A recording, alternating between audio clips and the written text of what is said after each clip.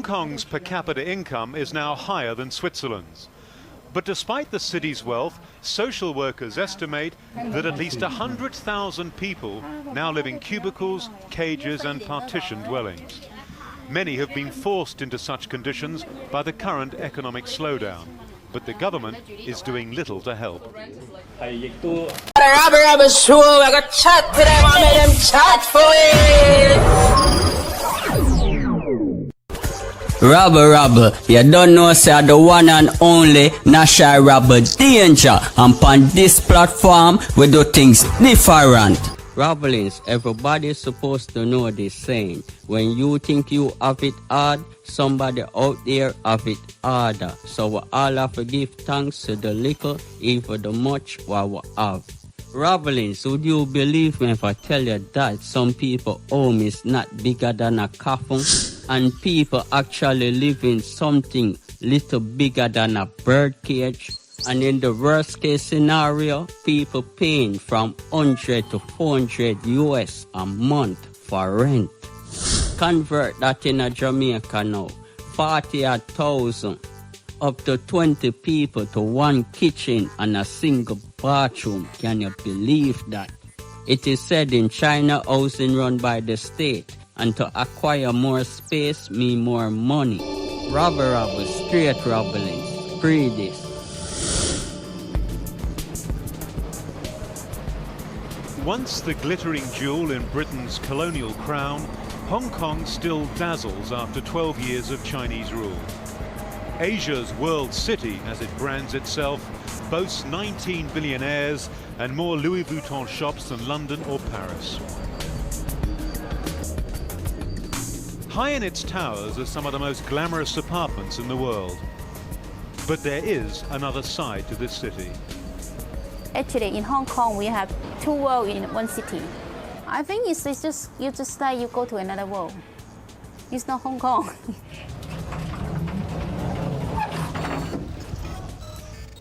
Zilai Shan is a local rights activist, and she's taking me on a tour of the Hong Kong that tourists don't see. Just wait a moment. She's worried because the tenants here are as camera shy as they are poor. You don't film those people they are paying mahjong, it's okay. Okay. Yeah. Eventually, we're ushered in. What you're looking at are cages, not for animals, but people. Old people mostly.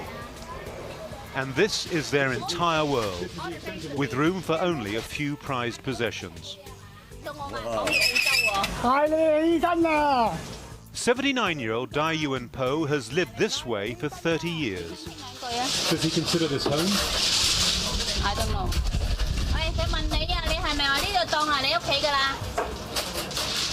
Yes. Home for 30 years? Yeah.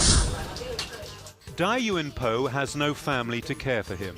He's applied for public housing, but the likelihood is that he'll remain here, sharing with 10 other men in the only real home he's ever known. So from here, from just where my finger is, from here to here is 6 foot, and the width of the bed is just 2.5 feet. To add insult to injury, the rent isn't even cheap for such tiny spaces.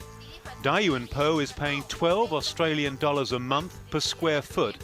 That's more than the rate per square foot for some luxury apartments here. Most of these men are on welfare. Rent eats up more than a third of that, leaving just $13 a day for everything else. Many of the cage dwellers, they cannot afford females a day because they need to save money to buy the toilet paper, even buy water sometimes, because some of them they don't have kitchen or do not have facility to afford water, something like that. Hey. It's a sweltering night. Even at 8 p.m, the temperature remains above 30 degrees. The walls tell you the age of the building. In this case, 60 years, ancient by Hong Kong standards, and approved as housing by the government. The United Nations says cage homes are unacceptable, calling them an insult to human dignity. So in 2009, this is the way that hundreds of people still live in Hong Kong. And those who are campaigning to eradicate these sorts of dwellings say they could be around for decades to come.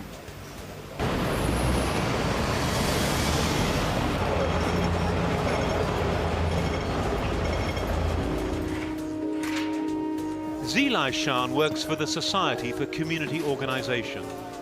She spent 13 years helping Hong Kong's poor and downtrodden. And this notoriously rough Kowloon neighbourhood is her beat.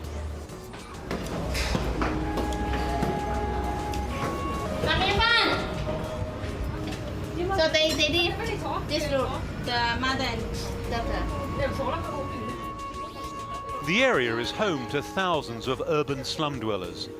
The bulk are the working poor. Others include the mentally ill and drug addicts. I think you cannot stand inside because you're too tall. As well as a mother and young child. Living not in a cage, but what the government euphemistically calls a cubicle home. A space not much bigger than a king-size bed. She go to school? Yeah.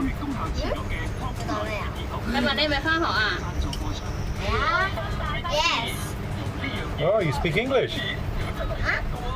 8-year-old Jessica Lam is a bright, cheerful child, despite her surroundings, where the TV competes with the rice cooker for pride of place.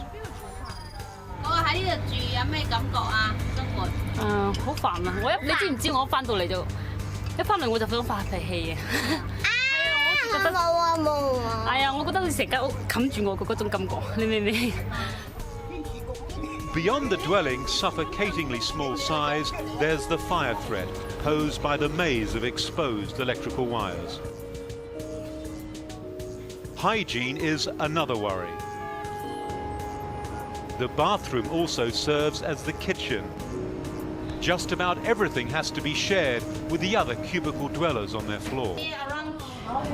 20 people use the same toilet. 20 people. 20 people use this toilet. Yeah. 超級上次樓上嗰啲人掉咗嗰隻死老鼠，幾恐怖。你係覺得以後都喺度啊，都 OK。唔得啊！我真係暈啊！我真係癲。係啊。諗住真係可以申請公屋咁咯，可以即係有可以申請公屋，快啲批公屋咁咯。而喺度我真係覺得好煩啊！我以前住嘅地方啊，洗手間都大過呢度啊。Mrs. Lam came here from mainland China, looking for an improved life for her family and a better school for her daughter. Her husband and son are still on the mainland, and she hasn't seen them for months. I asked Mrs. Lam how life in China compared with this. 好難去諗啊，係嘛？係咯。你掛唔掛住鄉下？掛。What do you mean? 你掛住我都冇。 What she misses most is her son. What the charity worries about most is Jessica's welfare.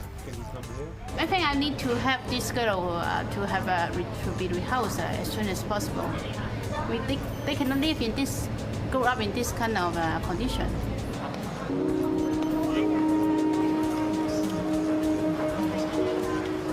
The next day, we return to Jessica's home.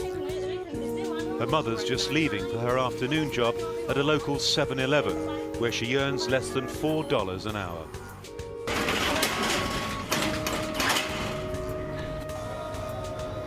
For the next 6 hours, Jessica will be alone. Hong Kong's per capita income is now higher than Switzerland's. But despite the city's wealth, social workers estimate that at least 100,000 people now live in cubicles, cages and partition dwellings. Many have been forced into such conditions by the current economic slowdown, but the government is doing little to help. Cage homes. But in a statement, it insisted it had no plans to phase out such accommodation, telling Dateline, People choose to live in bed space apartments and cubicles because these apartments, apart from commanding a low rental level, are mostly conveniently located in the urban areas. Hence, there is still a demand for this type of private accommodation. To its credit, the government is building new public housing, 15,000 apartments a year, but it's just not enough. This is a home for many people who live in the city. This entire unit is about 500 square feet. As you can see when I walk in, and here's the toilet. This is the way they have shower as well. This entire unit is been divided into more than 20 small rooms. As you can see here, there's a upper deck as well as a lower deck. And each of them, they have to pay for about 1,700 Hong Kong dollars or around 200 US dollars a month. And over here, you can see there are more small rooms. There's no kitchen here. Over 30 people live in this subdivided home. A simple wood board is the bed, and a plastic bag is the pillow. The old television is all they have for entertainment. Every available surface is used for storage. Exposed electrical wires pose a potential threat. 70-year-old Mr. Won has been living here for 12 years. Sometimes it is too hot to sleep, sometimes it is too cold to sleep. Lice is everywhere.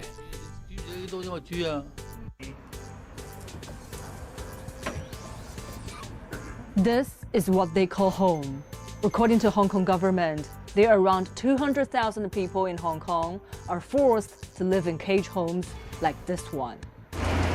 Rabble Rabble, no fear for tell them say you hear it, so remember to like, share and subscribe. Straight Rabble.